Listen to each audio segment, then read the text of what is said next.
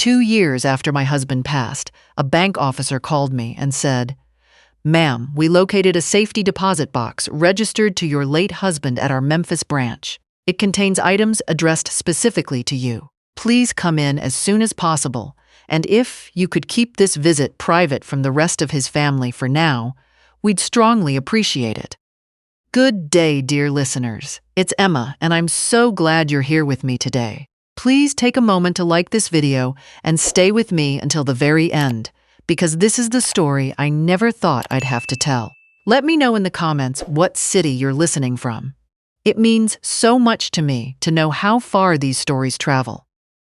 For 32 years, I thought I understood everything there was to know about my husband, Vincent. We met at a church potluck in Nashville when I was 34 and he was 37. I was a floor nurse at Vanderbilt then, still raising 2 kids on my own after my first marriage ended. He was a high school principal, steady, patient, the kind of man who carried a pocket notepad everywhere and always remembered to ask how your day went. He didn't just step into my life. He stepped into my children's lives, too. He coached my son Nolan through his teenage years with more grace than most fathers manage. He walked my daughter Beth down the aisle. He helped my younger daughter Penny move across the country when she took a job in Phoenix. And he drove the whole way because she was afraid to go alone. He was, by every measure I know, a good man. When he died, pancreatic cancer, 18 months from diagnosis to the end, I grieved the way you grieve for someone who was woven into every part of your daily life. The coffee cup on his side of the counter, the sound of the evening news playing from the living room, the weight of the bed without him in it. I kept myself busy volunteering at the public library, tending the vegetable garden he'd started in the backyard, video calling my grandchildren every Sunday after church. Life was smaller without him, but it was still mine. Vincent had a son from his first marriage, a man named Dex, 41 years old, living over in Clarksville with his wife, working in construction management. Vincent had done right by Dex his whole life, helped with college tuition, co-signed his first truck loan, showed up to his son's wedding when his ex-wife, Wheeleen, who had spent 2 decades poisoning that boy's view of his father, sat on the opposite side of the aisle and didn't speak to anyone.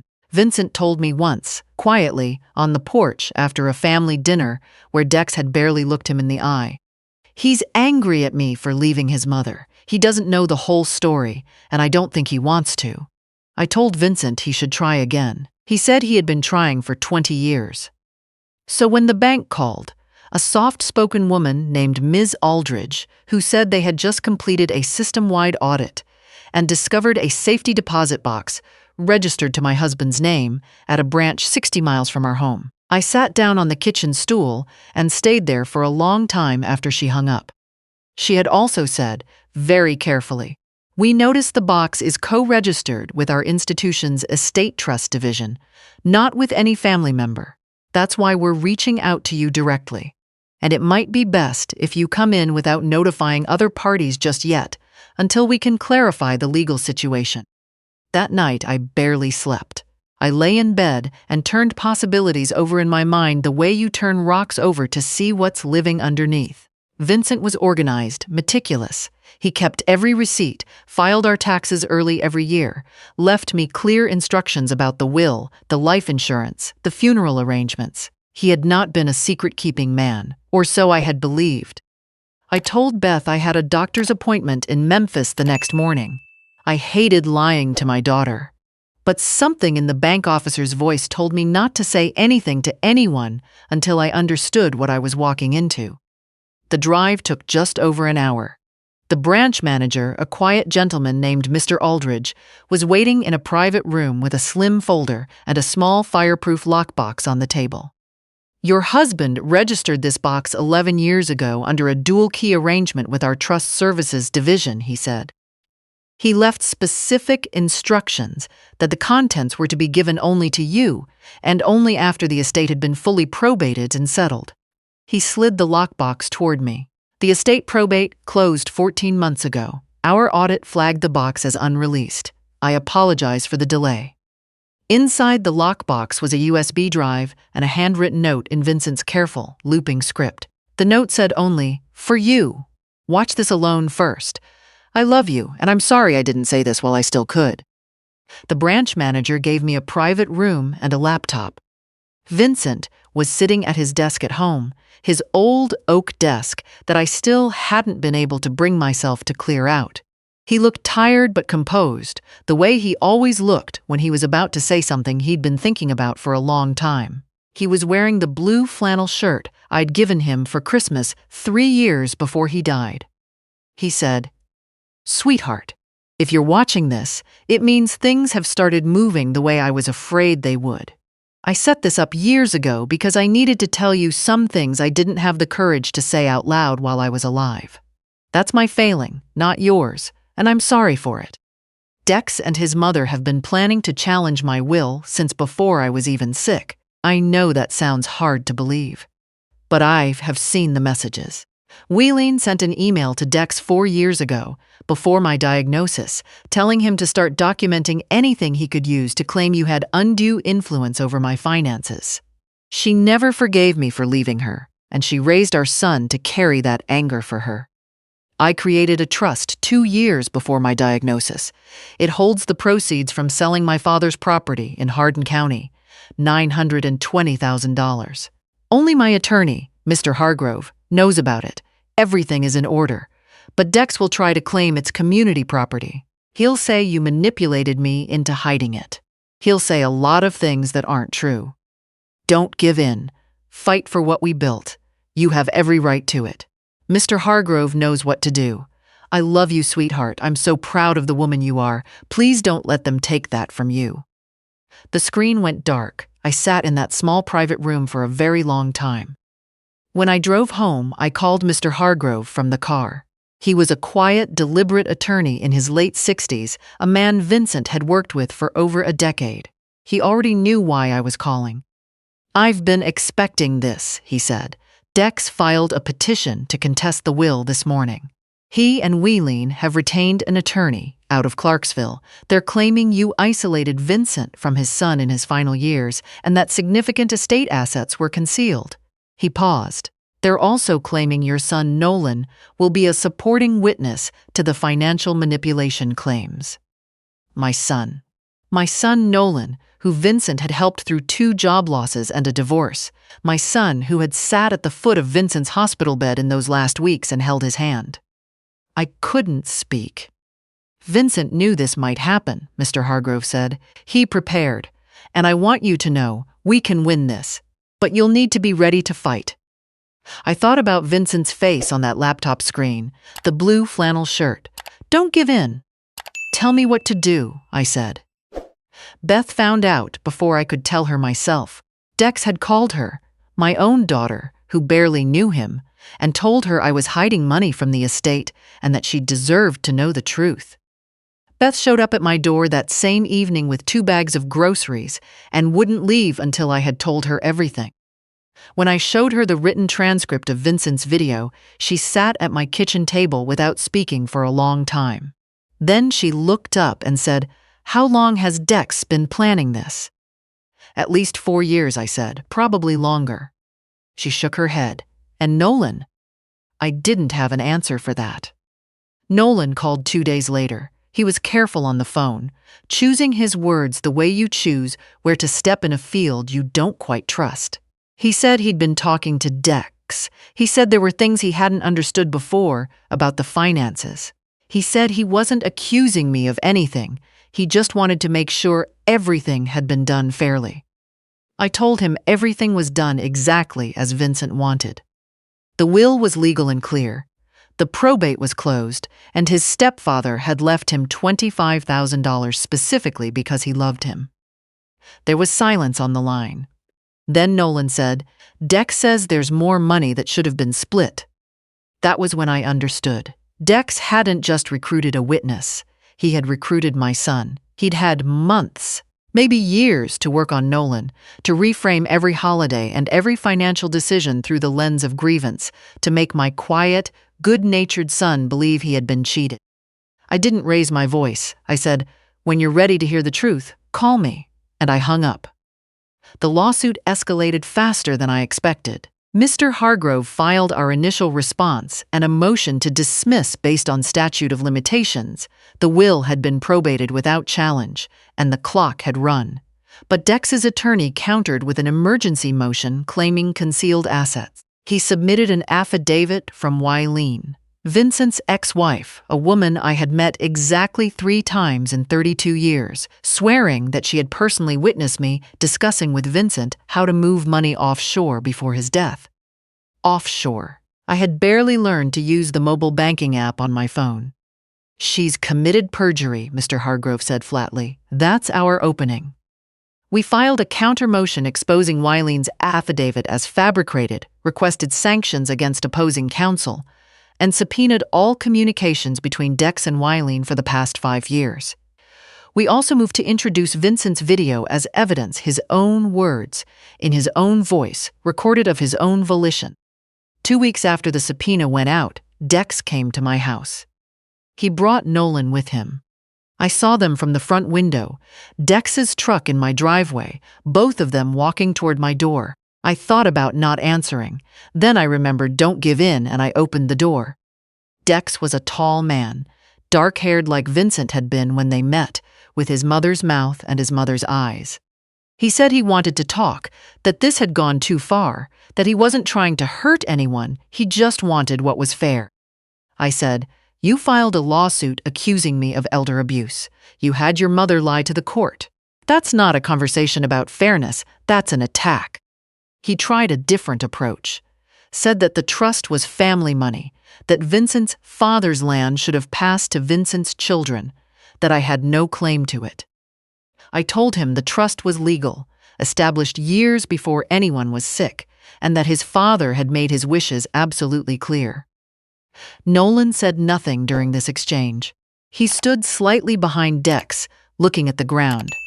He looked the way he'd looked as a 12-year-old being brought to the principal's office, like he knew he was in the wrong place, but didn't know how to leave. "Mom," he finally said, "can't we settle this without destroying everyone?" I looked at my son for a long moment. "Your stepfather trusted you," I said quietly. "He fought for you when you didn't deserve it, and loved you when you made it hard. This is what you're choosing to do with that." I asked them both to leave. Dex's face went hard. On his way out, he said, "We're filing 3 additional affidavits next week. By the time this is over, you won't have anything left to fight with."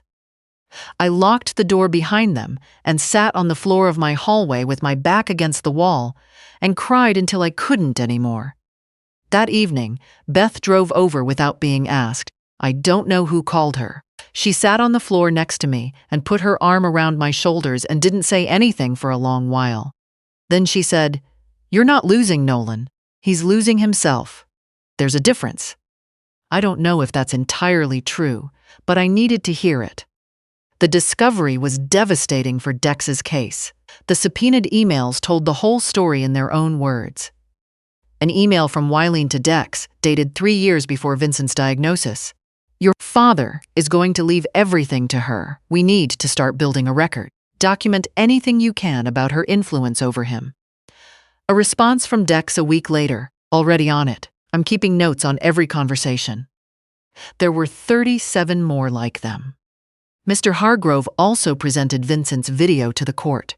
The courtroom was quiet while it played. Vincent's voice filled the room, calm, clear, unmistakably his own. At one point, I saw the judge lean forward slightly, watching. When the video ended, Mr. Hargrove turned to face Dex at the opposing table.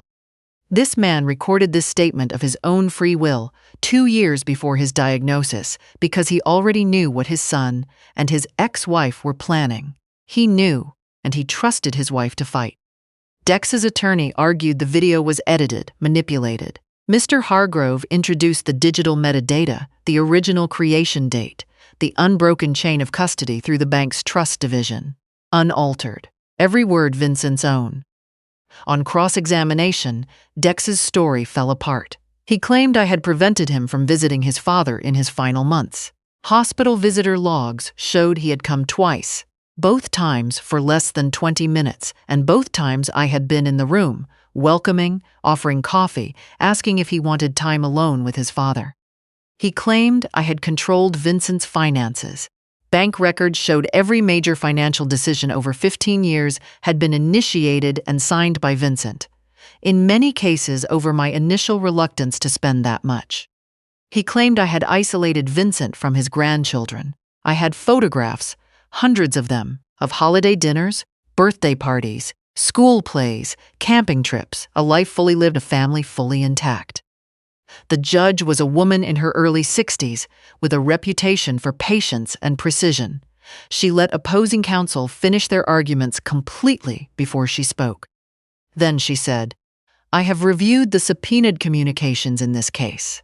What they reveal is not a concerned son fighting for fairness. They reveal a years-long scheme to defraud a widow of assets her husband clearly and deliberately intended for her. I've been on this bench for 19 years. I can tell the difference between a legitimate estate dispute and what I'm looking at today." She dismissed the petition in full. She confirmed my rights as surviving spouse to all assets, including the trust. She sanctioned Dex and his attorney jointly for $65,000 in legal fees to be paid to me within 90 days. And she referred Wylene's perjured affidavit to the district attorney's office for criminal review. Dex stood very still when the gavel came down. He didn't look at me. He looked at the floor the same way Nolan had on my doorstep, like a man who had just realized, too late, where the road he'd chosen had taken him. Outside the courthouse, Nolan was waiting. He hadn't been inside. He said he couldn't do it. He said that sometime in the past 2 weeks he had pulled his name from the lawsuit entirely, gotten a letter from his own attorney withdrawing him as a supporting witness. He looked terrible, thin, unshaven, dark circles under his eyes. He said, "I don't know how to apologize for this. I don't know if an apology means anything." I looked at my son for a long time. The boy I had raised alone before Vincent came along. The boy Vincent had taken fishing every summer, patiently, even when Nolan was too old to act grateful about it. The man standing in front of me now, who had let a stranger's bitterness reach in and move him like a piece on a board. "It doesn't fix anything yet," I said, "but it's a start." I didn't hug him. I wasn't ready for that, but I didn't walk away either. Beth came and stood beside me and slipped her hand into mine, and the three of us stood on the courthouse steps in the October light for a minute that felt both very long and very short. In the months that followed, I moved into a smaller house, a cottage-style place with a deep front porch and a yard already half-planted with roses that only needed tending. Beth and her husband helped me carry boxes. Penny flew in from Phoenix and spent a week helping me hang pictures and put down rugs and make the new place feel like somewhere a person could breathe. Wylene was charged with perjury. The case moved slowly through the system the way those things do, but it moved. Dex's marriage didn't survive the fallout. His wife had apparently known nothing about the lawsuit until it became public, and what she found out about his emails to Wylene was more than their marriage could hold. The $65,000 sanction was being garnished from his wages in quarterly's installments. He'd be paying me back for years. Nolan and I were rebuilding something. It was slow. There were Sunday afternoon phone calls that sometimes went well and sometimes ended in silence. There were things said that couldn't be unsaid. But he was trying, and I was trying, and I've learned that counts for something even when it doesn't feel like enough. The best phone call I got that whole year came from Penny on a cold Tuesday evening in February. She said, "Mom, I'm pregnant, and if it's a girl, and I think it's a girl, I want to name her after you." I sat down in my new kitchen in my new house and pressed my hand flat on the table the way you do when you need to feel something solid underneath you. "Your father would have loved that," I finally said. "He would have loved a lot of things about you, Mom," she said, "including the part where you didn't let them take what was his." That spring, I started going through Vincent's desk, the old oak one I'd finally had moved to the new house, because I couldn't bring myself to leave it behind. In the bottom drawer, tucked inside a folder labeled Miscellaneous, I found a card. One of those simple ones from the grocery store rack, the kind with nothing printed inside. He had written in his careful, looping handwriting, For when things get hard, remember that I chose you every single day, and I chose well. No date, no occasion, just Vincent being exactly the kind of man he was. I set the card on my windowsill, where I can see it when I'm making coffee in the mornings. If you're ever in a position where someone is trying to take from you what you have rightfully earned, what someone who loved you worked hard to protect, I want you to know something. The fear is real. The exhaustion is real. The grief of watching people you love choose money over family is as real as anything I have ever known. But so is the moment when you stand your ground anyway. So is the other side of it. Don't back down. You are stronger than they have counted on, and you deserve every bit of what love has prepared for you. Thank you for being here with me today. I'm Emma, and I'll see you in the next story.